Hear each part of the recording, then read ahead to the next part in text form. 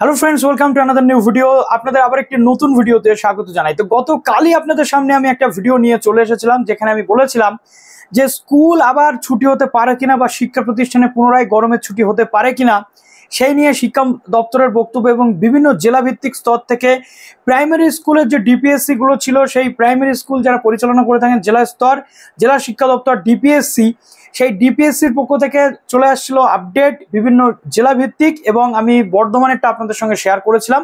শুধু তাই নয়, আমি আপনাদের সঙ্গে শেয়ার করেছিলাম যে মর্নিং স্কুলের কথা সেখানে বলা হচ্ছে, অর্থাৎ সকাল 6:30 থেকে 9:30 পর্যন্ত স্কুল বা 11:30 পর্যন্ত স্কুলের কথা কিন্তু বলা হচ্ছে।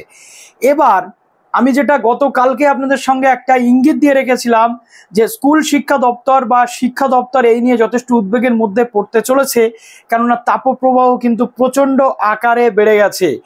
আপনারা দেখতেই পাচ্ছেন, আমি ঘরে বসে, এখন পাখা চলছে, এখানে আমি কাজ করছি, তার মধ্যে আমি কিন্তু ধরধর করে ঘামছি।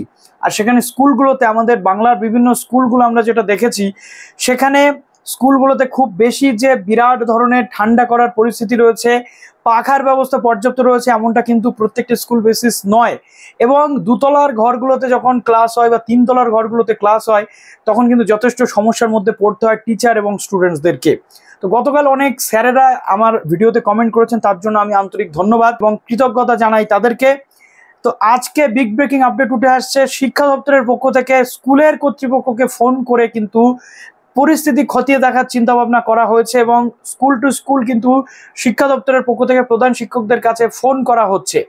কি রয়েছে, ছুটি বাড়বে কি বাড়বে না, আপাতত কি আপডেট রয়েছে শেয়ার করবো। যারা নতুন আছেন এই চ্যানেলে, অবশ্যই চ্যানেলটিকে সাবস্ক্রাইব করে পাশে থাকা বেল আইকনটি ক্লিক করে দেবেন, যাতে সব তথ্যগুলো আমরা টাইম টু টাইম এখান থেকে পেয়ে যান। প্রথম কথা আপনাদের যেটা বলবো সেটা হচ্ছে, দীর্ঘদিন ধরে শিক্ষা প্রতিষ্ঠান যদি বন্ধ হয়ে থাকে, তাহলে পঠন পাঠনের যেমন ক্ষতি হয়, তেমনি কিন্তু ছাত্রছাত্রীদের পড়াশোনা থেকে মনোযোগটা উঠে যায়। তো আপাতত 49 দিনের গরমের ছুটির পর পুনরায় গরমের ছুটি যদি আবার দেওয়া হয়, সেক্ষেত্রে এই পড়াশোনার যে পরিস্থিতি বা পরিবেশ, সেটা কিন্তু অনেকাংশে নষ্ট হতে পারে। আর তাই শিক্ষা দপ্তরের পক্ষ থেকে স্কুলটাকে খুলে রেখে কিভাবে স্বাভাবিকভাবে পঠন পাঠন করানো যায় গরমের মধ্যে, অবশ্যই পড়ুয়াদের স্বাস্থ্যের কথা মাথায় রেখে সেটা নিয়ে যথেষ্ট চিন্তাভাবনা করা হচ্ছে, এবং উদ্বিগ্ন স্কুল শিক্ষা দপ্তর।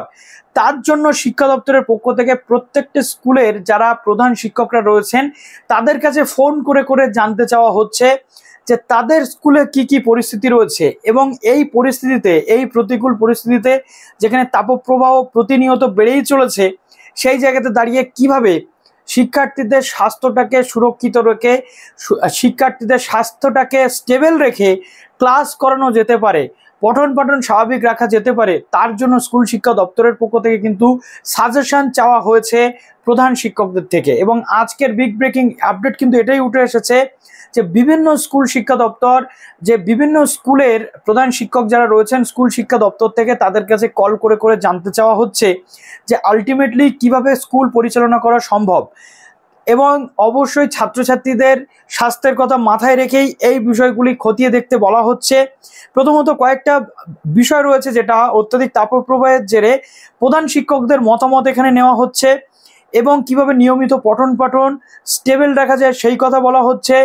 বিভিন্ন স্কুলগুলিতে প্রধান শিক্ষকদের স্কুলের সময়সীমা যাতে এগিয়ে আনতে গেলে কোনো সমস্যা আছে নাকি নেই, অর্থাৎ স্কুল শিক্ষা দপ্তর চাইছে যে মর্নিং স্কুল হলে কোনো জায়গায় কোনো প্রবলেম আছে কিনা সেটা জানা হচ্ছে, এবং অত্যাধিক যে গরম তার জেরে স্কুল টু স্কুলে কি কি সমস্যা হচ্ছে, কোনো জায়গাতে কোনো ছাত্রছাত্রী অসুস্থ হওয়ার ঘটনা রয়েছে কিনা, তারপরে কোনো জায়গাতে এক্সট্রা পর্যাপ্ত পাখার ব্যবস্থা করা যেতে পারে কিনা, বা এই একাধিক বিষয় নিয়ে কিন্তু স্কুল শিক্ষা দপ্তর জানতে চাইছে প্রধান শিক্ষকদের কাছ থেকে।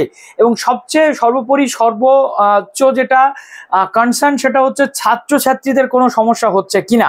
এবং একাধিক জেলার বিদ্যালয় স্কুল পরিদর্শকদের তরফে ফোন করা হচ্ছে স্কুলের প্রধান শিক্ষকদের, অর্থাৎ যে আমরা দেখতে পাচ্ছি যে জেলার পক্ষ থেকে এই কাজটা করা হচ্ছে, স্কুল এসআইদের পক্ষ থেকে এই জিনিসটা করা হচ্ছে।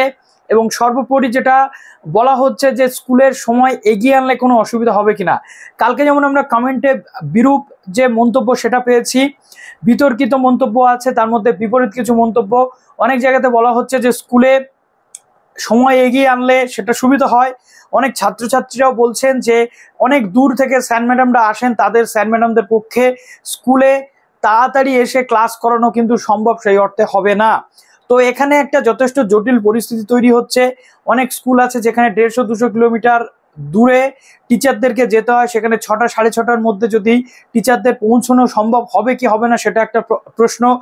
একজন আবার কমেন্ট করেছেন যে তার স্কুলের টিচাররা লাস্ট কয়েক বছরে এরকম গরমের জন্য 1 থেকে 1.5 মাস স্কুলের পাশাপাশি কোনো বাড়ি ভাড়া নিয়ে থেকে তারা কিন্তু স্কুলটাকে যাতে কন্টিনিউ করা যায় সেই চেষ্টা করছেন। অতএব এখন আমাদের দেখার পুনরায় গরমের ছুটি আবার বর্ধিত হচ্ছে নাকি স্কুলের সময়সীমা এগিয়ে এনে স্কুল শিক্ষা দপ্তর ছাত্রছাত্রীদের পঠন পাঠনে যাতে স্বাভাবিক রূপে চলতে পারে সেই ব্যবস্থা গ্রহণ করছে।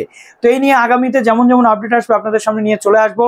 আপনাদের কি মন্তব্য কমেন্টে জানান যে পুনরায় স্কুলের ছুটি হওয়া প্রয়োজন নাকি আবার স্কুলের সময়সীমা এগিয়ে এনে স্কুলটা কন্টিনিউ করা প্রয়োজন। ভালো থাকবেন সবাই, বেস্ট অফ লাক।